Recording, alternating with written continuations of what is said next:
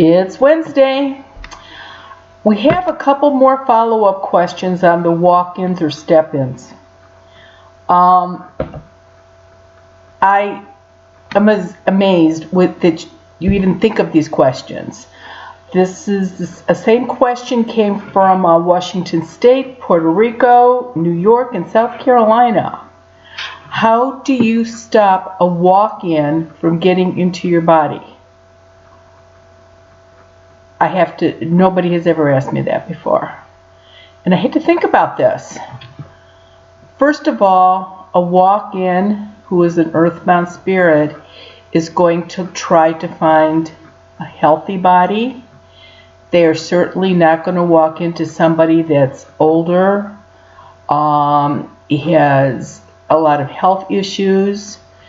They are watching, they are looking. That's why when people from the age of, say, 16 to 25, their walk-ins are usually around the same age. You're not going to get a 16-year-old earthbound spirit walking into a 55-year-old man's body. I mean, it just makes sense. So anybody that has a long lingering disease where the body has been ravished or it's really unhealthy, I wouldn't even worry about a walk-in coming into those bodies. But let's talk about suicides for a minute. If this is something that you are seriously considering, first of all, get some help. I mean, that would be the first thing. But if you're going to do it, for those of you that I've done work for, or for those of you that wear the quince seeds, if you were to do the act of killing yourself and you had a charm on that had the quince seed in it, no earthbound spirit can get 3.5, 4 feet close to you.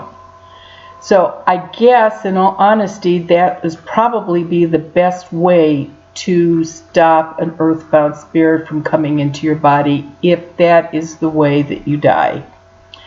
Now, anybody whose house I do and I give them the quince seeds, I always tell them, if you have any type of surgery, make sure your seed is on you in the operating room and the recovery room.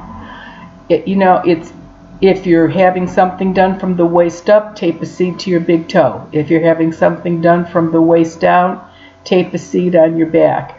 Hospitals, surgical rooms, the whole surgery thing is full of earthbound spirits. So if you have a seed on you, and heaven forbid something does happen to you during a procedure, at least no earthbound spirit is going to be able to get into your body. I did a whole video on quince seeds, and it was number 7 in this long list of YouTubes. So if you don't have enough information on exactly what the quince seed is, you can go there and get that information. This is from Sandy in Oregon. Can ghosts read people's minds? No. If they're in the room and you're talking, they can hear anything that you said, that they absolutely cannot read minds. That's why if you go to a funeral and it's somebody that you have to attend and you're standing there in front of the casket, you really didn't care for that person, you can certainly think anything you want. Just don't say it out loud, because they will absolutely hear you. Also, can ghosts go through walls? Because of the movies, because of television, yes. They go through walls, they can go through windows, but in real life, that hardly ever happens. Now, they always use a doorway. The door does not have to be open, but they still use the doorway. One time in all these years, I actually saw a ghost came in through a second-story window of a house that I had already done work for. And the seeds were on the downstairs doors. They couldn't get in. And so I went back out to this house, and I found out when the man was alive, he was a second-story burglar. He was used to using seeds. So, and every now and then we get a smarty pants that comes in through a fireplace. So fireplaces are protected also. And, but no, they don't walk through walls. You don't sit on them. They don't sit on you. TV, movies, doesn't really happen. I've gotten a ton of letters from people that have apparently left messages. I'm not calling back. Why? What else do I have to do? How can I get hold of you? If you've called 2 or 3 times and left a message from where you think the problem is, and I have not returned your call, I never got it. Now, in all honesty, I'm running 8 to 10 weeks back on calling people. That's the best I can do. I'm sorry. But if you've called 3 times, 4 times, and you have not received a call back from me, I did not get it.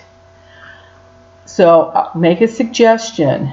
Instead of calling from inside the house, call from your front steps, outside, or on the patio, as long as you're close to the house.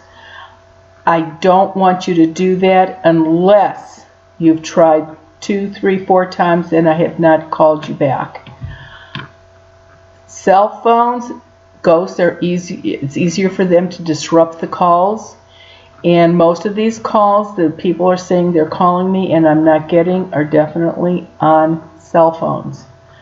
So the other thing is, if you have a landline, it might be a little bit better. Another problem is I get the message and I call you back, but the ghost will remove it. And so you don't hear me returning the call. So sometimes a letter actually does work. Next week is going to be a little unusual. I have gotten some really bizarre letters with things that I have no way of knowing even how to answer. But I think that if I read you some of these letters, maybe some of you out there know what this particular person would be talking about or understanding, or maybe it's happened to you. So next week will be very interesting with them. There's 5 or 6 really good letters that I just had to chuckle when I got them. I am having a talk the end of this June 23rd, at the Lorraine Community College in Elyria. There are still openings. It's going to be a small venue. Bring pictures. When it's a small group like this, I get to answer all the questions. It's really a good time. So go to my website and get the information, and we will see you next week. Thanks so much. Bye.